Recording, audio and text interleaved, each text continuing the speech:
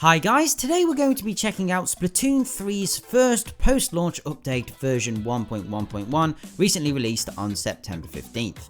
Over on the Nintendo support site, the full patch notes for this update have been released, so in this video we're going to be talking through all the important details you need to know.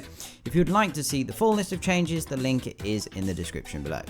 Now, as with most games, these first few patches are going to be heavily focused on bugs and issues that have cropped up since the masses got their hands on the full game. As you are probably aware, the first post-launch Splatfest begins next week, so understandably this took some priority within this patch. The biggest thing here to be aware of is that the occurrence of tricolour battles has been amended. They will now trigger less frequently for the defending team.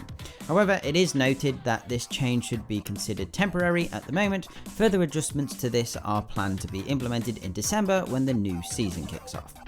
Next on the list are some bugs that have been put into the other category despite them being pretty game breaking. This includes things like an issue when loading the game for the first time. Splatoon 3 could get stuck on the black screen that follows the screen where the yellow and blue ink mix. Other things like occasional game crashes when visiting a shop, a connection error when buying weapons, a communication error when trading in gear, and game freezes when downloading a battle replay. Over on the multiplayer side of things, it's a very similar story. Fixes related to connection errors, cache and experience not being awarded properly, and being unable to cancel matchmaking. Matchmaking will now be cancelled automatically after a certain amount of time has passed. I believe it's about 180 seconds.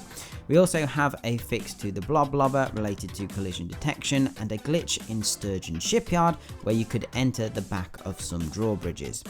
Salmon Run has probably received the most attention in this update, with fixes across the board, from connection errors to players getting stuck in terrain to incorrect Grisco point calculations.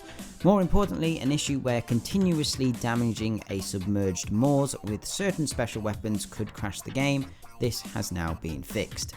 Player controls have also received some bug fixing, including a glitch where you could jump further with squid rolls than intended when performing a certain input while charging Squid Surge. I believe there were some YouTube tutorials on this, but it has now been patched. Another fix has been made to an issue where players could stand on water when moving quickly, like with the Splat Julies.